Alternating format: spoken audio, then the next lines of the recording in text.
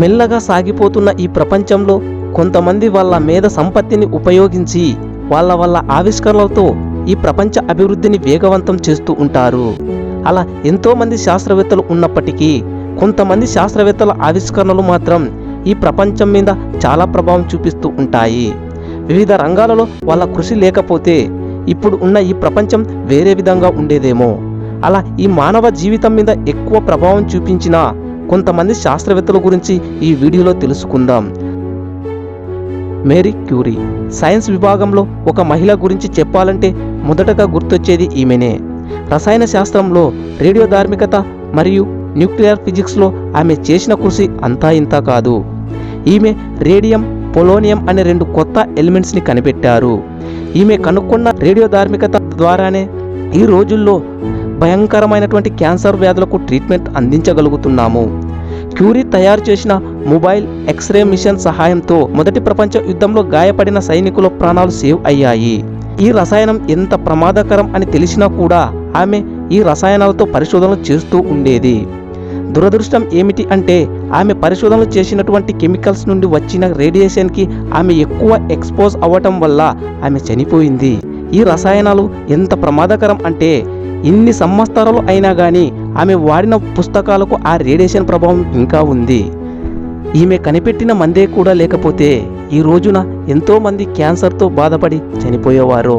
ఈమె కృషికి ఫలితంగాను ఈమెకు భౌతిక శాస్త్రంలో మరియు రసాయన శాస్త్రంలో నోబెల్ ప్రైజులు లభించాయి. ఒక మనిషి తన జీవిత కాలంలో బాగా కష్టపడితే ఒక గొప్ప ఆర్టిస్ట్ అవ్వగలడు, లేదా ఒక గొప్ప ఇంజనీర్ అవ్వగలడు, లేదా ఒక రచయిత అవ్వగలడు. కానీ ఈయన మాత్రం ఒక science, drawing, painting, sculpture, architecture, music, mathematics, engineering, literature, anatomy, geology, botany ఇలా ఎన్నో రంగాల్లో ప్రావీణ్యం సాధించాడు.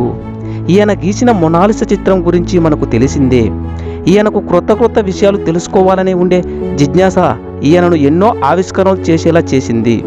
అసలు ఎటువంటి టెక్నాలజీ లేని 15వ శతాబ్దంలోనే parachute, diving suit, flying machine, life belt, robot, machine gun, bridge నిర్మాణం ఇలా ఎన్నింటికో సంబంధించి ఆయన డెవలప్ చేసిన డిజైన్లు, వీడియోలు 7200 పేజీల నోట్స్గా ఉన్నాయి. అంతేకాదు తల్లి గర్భంలో పిల్లలు ఎలా ఉంటారు, మనిషి లోపల అవయవాలు, మానవ శరీరం లోపల భాగాలు, ఎముకల నిర్మాణం, మన గుండె లోపల కవటాలు ఇలా ఎన్నో ఆయన వివరించి చూపించారు. కొన్ని వందల సంవత్సరాల క్రితం ఈయన గీసిన డ్రాయింగ్స్ను ఆధారం చేసుకుని ఇప్పుడు ఎన్నో ఆవిష్కరణలు చేస్తున్నారు. అసలు ఆయన జీవించి 67 సంవత్సరాలే అయినా ఇన్ని రంగాలలో ప్రావీణ్యం సాధించాలనేది ఎవరికీ తెలియదు. అందుకే ఈయనను యూనివర్సల్ జీనియస్ అని అంటారు. Nicola Tesla. ఈయన పేరు లేకుండానే గొప్ప శాస్త్రవేత్తల జాబితా ఉండదు. ఎందుకంటే ఇప్పుడు మనం ఉపయోగిస్తున్న ఈ మొత్తం టెక్నాలజీలో 80% టెక్నాలజీ టెస్లా కనిపెట్టిన ఏదో ఒక దానితో కనెక్ట్ అయి ఉంటుంది. మనం ఎక్కువగా ఉపయోగించే ఏసీ పవర్ను డెవలప్ చేసింది ఈయనే.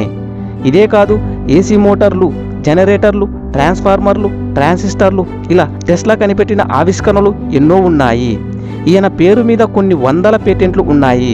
టెస్లా ముందే కనిపెట్టిన ఐడియాలను కాపీ కొట్టి ఎంతోమంది శాస్త్రవేత్తలు గొప్ప పేరు తెచ్చుకున్నారు.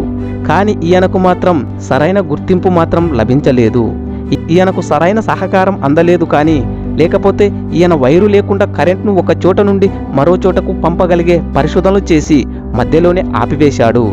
కానీ దురదృష్టం ఏమిటి అంటే ఈయన బ్రతికున్నప్పుడు కన్నా చనిపోయిన తర్వాత ఎక్కువ గుర్తింపు లభించింది.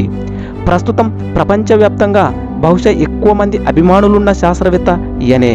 ఈయన పేదరికంలో పుట్టి తన ఆవిష్కరణలతో ధనవంతుడిగా ఎదిగి ఆయన మంచితనం వల్ల మళ్ళీ పేదరికంలోకి వెళ్ళిపోయాడు.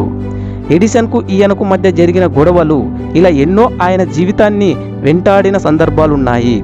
కేవలం వీళ్ళే కాదు, వ్యాక్సిన్ను కనిపెట్టిన ఎడ్వర్డ్ జెన్నర్, లూయిస్ పాస్చర్, యాంటీబయాటిక్స్ను కనిపెట్టిన అలెగ్జాండర్ ఫ్లెమింగ్ వీళ్ళు కానీ లేకపోతే ఈ ప్రపంచంలో ఉన్న సగం పైగా జనాభా ఎప్పుడో చనిపోయే వాళ్ళం. వీళ్ళ కృషి ఫలితమే అన్ని వ్యాధుల బారి నుండి తప్పించుకోగలుగుతున్నాము. వాళ్ళ ప్రాణాలు సైతం తెగించి ఈ ప్రపంచ అభివృద్ధికి కారణంగానే ఈరోజు మనం ఇన్ని సౌకర్యాలు అనుభవించగలుగుతున్నాము. కావున ఎంతోమంది శాస్త్రవేత్తలకు మనం ఎప్పటికీ రుణపడి ఉందాం.